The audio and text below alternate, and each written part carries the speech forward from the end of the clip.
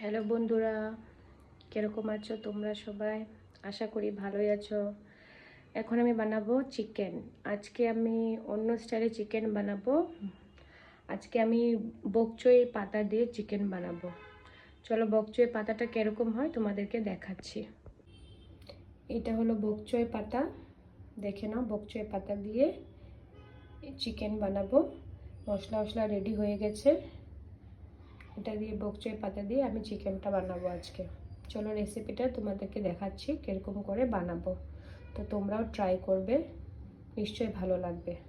প্রথমে আমি একটু দিয়ে দিব দারচিনি, একটু এলাচ আর লবঙ্গ একটু দিয়ে দিব ফোড়নে। পেঁয়াজগুলো একটু ভাজা ভাজা হয়ে গেলে তারপর আমি মশলাগুলো দিয়ে দেবো। মশলা বলতে পেঁয়াজ, আদা, রসুন, টমেটো পেস্ট করে রেখেছিলাম, ওটা দিয়ে দেবো। পেস্ট করা মশলাগুলো আমি দিয়ে দিচ্ছি এখন। আমি একটু জিরে ধনে গুঁড়ো দেব, হলদি পাউডার দেব,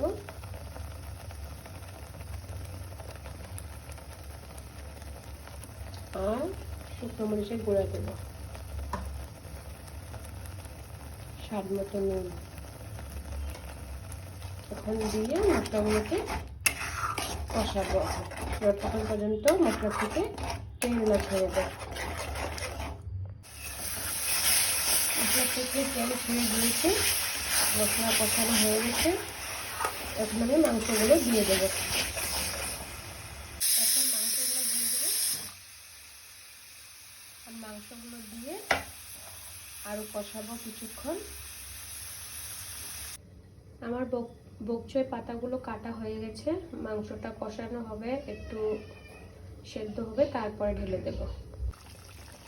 একটু আমার মাংসগুলো অলমোস্ট কষা হয়ে গেছে, মাংস থেকে তেলও ছেড়ে দিয়েছে। দেখো তেলও ছেড়ে দিয়েছে। আর একটু কষা হবে, আর একটু মাংসগুলো সেদ্ধ হবে, তারপর লাস্টে দিয়ে বকচই পাতাগুলো দিয়ে আবার কিছুক্ষণ কষাবো। তারপর একটু গ্রেভি করবো মাংসটাকে। এই যে আমার মাংস হয়ে গেল, বকচই দিয়ে মাংস বানিয়েছি। দেখো কিরকম হয়েছে, তোমরাও ট্রাই করবে, ভালো লাগবে খেতে, খুব ভালো লাগে বকচই পাতা দিয়ে মাংস। সো এটাই আমার ফাইনাল লুক, মাংসর তরকারি, দেখে নাও। তো এই ছিল আজকে আমার বকচই পাতা দিয়ে মাংস রেসিপি।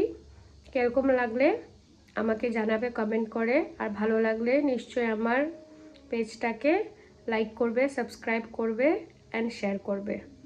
চলো টাটা, দেখা হচ্ছে আবার পরের ভিডিওতে। বাই।